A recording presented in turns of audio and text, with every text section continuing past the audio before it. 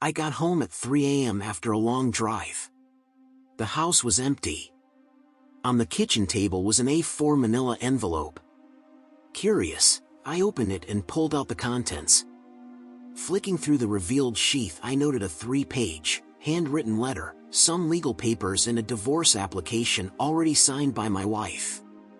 I read the letter. My dearest David.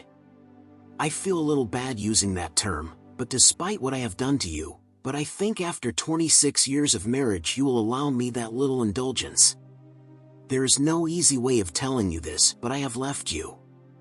By the time you read this I will have crossed the border and be out of your reach. I intend spending the rest of my life lying in luxury on a beach somewhere in the tropics. Yes, it was another man. His name is Michael, and in him I know I have found my true soul mate. If you could see us together and see how much in love we are, I am sure you would be happy for me. To give you some emotional finality, I can confirm that, yes, I have been having a sexual relationship with him for the last 9 months. No, he isn't nearly as good a lover as you, but our relationship is far more emotional than sexual anyway. He holds some sort of control over me and I just can't say no to him. It was he that talked me into taking the financial steps I have. Because I do still love you and you don't deserve what I have done, I thought it was the least I could do to tell you all the details. Firstly, I have refinanced the house fully and taken the $453,000 as cash which we have with us. After years of practice, the bank accepted my copy of your signature. To be fair, I have left you a signed power of attorney so you can transfer the title from our joint names to yours solely. Secondly, I have taken the $790,000 out of all our bank accounts and kept that as well. I fought hard with Michael to allow you keep some of it, but he said no. I'm sorry, Dave, I just can't resist him. I also sold my Lexus and am keeping the $45,000 from that. Of course, I also am taking all my jewelry with me. Thirdly, and most painfully, I have sold the 75% share of your company that Daddy left me in his will. You will still have your 25%, but on Monday the new owners will no doubt tell you what the future will hold for you. I don't feel too bad about that, as I felt it was mine to sell.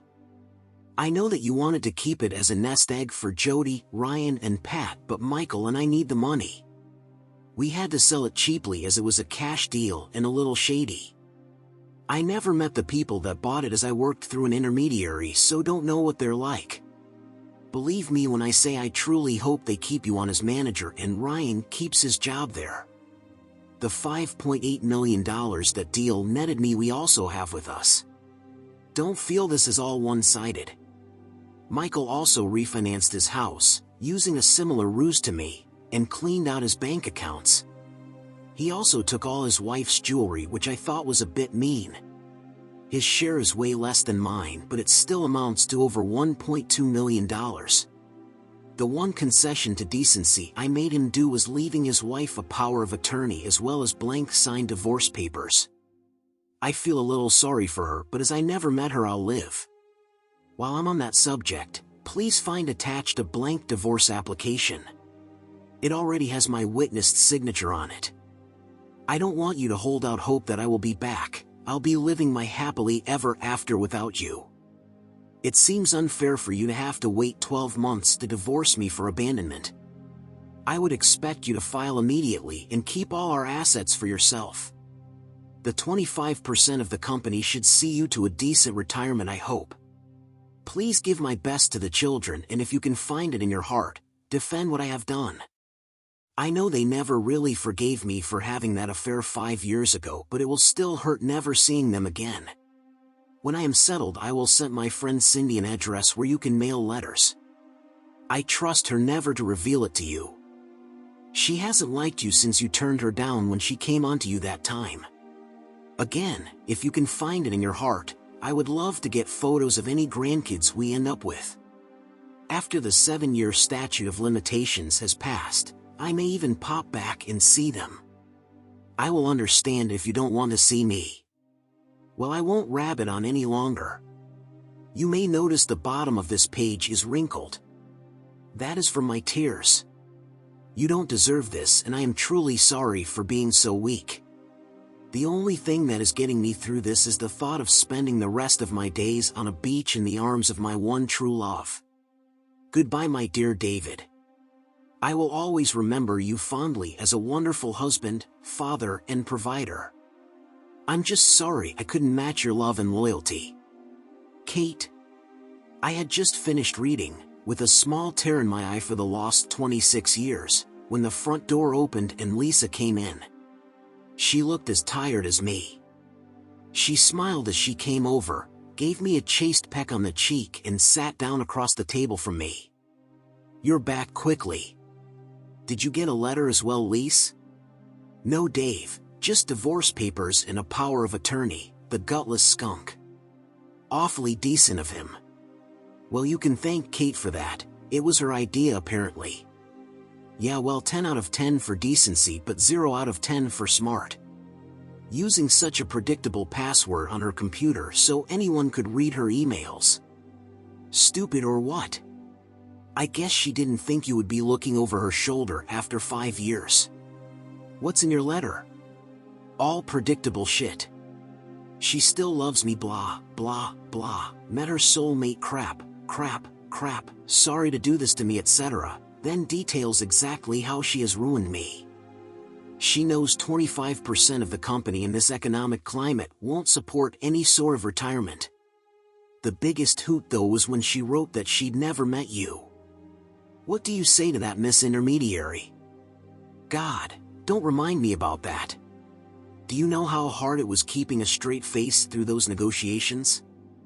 Knowing that however much we paid, it just ended up her gifting the whole company to you. I know, Lise, I am so proud of you. That reminds me, did you put the deadbolt on the garage door? With all that cash in the trunk, that has to be the most expensive car in this town for sure. I've never seen anything like $8.3 million before. Shall we go to the bank first tomorrow or the lawyers? I told you, silly, the bank opens at 9 a.m. and our appointment with the lawyers is at 10. Well, I don't want to be late. If either of them change their minds on the divorce before we get our signatures witnessed on the papers they so kindly left us, it will complicate things. Don't fret, Dave. I'm sure Michael won't get out of hospital before Thursday at least, and something tells me Kate's not smart enough to figure it out. Sorry, no offense, Dave. Don't worry about it, Lise. I always knew she was out of my league physically, but I left her behind intellectually. We both lapsed into a comfortable silence. I don't know what Lisa was thinking, but my thoughts were on the last time I'd seen my wife. She was standing forlornly on the side of the road. We were following the getaway car, about 10 minutes behind them. It looked like Mick abandoned Kate when she got out of the car for some reason at a service station just short of the border. Lisa waved at her on the way past. As if reading my thoughts, Lisa spoke. I wonder where she is now. I hope she's safe in a cell somewhere. Calling the police to have her arrested for signature fraud was only my way of protecting her from highway predators, honestly. I believe you, Dave. Being the considerate gentleman you are is only one of the things I like about you. That reminds me, do you think I can sue the bank for letting her do that? We'll make a tidy profit that way. Now, Dave, don't be greedy. We've already got rid of 2 cheating assholes for free, got you 100% of your company, and retrieved all the money in jewels. What more do we need? After another comfortable silence, my concern for my friend prompted my next question. How are you traveling emotionally, Lise? Well, a bit sad, but I'll get over it. Thanks for asking. Whenever I feel bad about it, I just have to remember the look on Michael's face as you shunted his car off the road. He was within arm's reach of me at the time. It was priceless. You don't think you'll get in trouble for beating him up, do you? I know it's a guy thing, but you gave him a fair hammering. Why do you think I waited till he had crossed the border? Anyway, what do you mean me getting into trouble? Don't you mean we? I saw you kick him in the balls at least 8 times. God, Dave, Don't tell me you're one of those old-fashioned types that think a girl shouldn't have a little fun once in a while? You didn't tell me you were going to set fire to his car. Sorry, spur of the moment thing. Do you know that if your car is stolen and they recover it with the keys still in it, the insurance company won't pay a dime? They say you have to take reasonable steps to secure your property. I removed the GPS tracker from the chassis before I lit up though. When are you going to report him for signature fraud? Did it already? A few days in hospital should give them time to get the extradition order sorted out. He's not going anywhere. Another silence followed. Are you still happy to come with me tomorrow when I explain all this to my kids, Dave? Of course, Lisa. I wouldn't dream of letting you do that on your own. What are friends for? We both pondered our own thoughts for a few more minutes. Lisa's cell phone rang. She answered it with C. There was a pause, then, sorry, I know speak English very good, before she hung up. It looks like they found my darling husband. That was his one phone call. After another minute's comfortable silence. Isn't it ironic, Dave? They thought they could get our share of our marriages and be free, with having to live in luxurious exile for a few years the only cost. Instead we get their share and our freedom while getting to stay here. Yeah, ironic. I'm sure they thought it was a foolproof plan at the time. Talking of marriage, I penciled in getting my 3 monsters over tomorrow to help with the wedding invitations, but thinking about it, that can wait. Are you still happy for Ryan to be the best man? Of course, it's your choice. Damn weird having your son as your best man. You do know it is traditional for the bride to marry the best man if the groom doesn't show, don't you? No, I hadn't heard that one. But don't you worry, wild horses couldn't keep me away from you that day. Finally we had a proper kiss. Only for about 5 minutes though. We broke and I looked into the eyes that I fell in love with 8 months ago. So sweetie, now we have 2 signatures on divorce applications. Can we retire upstairs and finally consummate our love? You know I'm really tempted, Dave love, but why don't we wait till we're not so tired?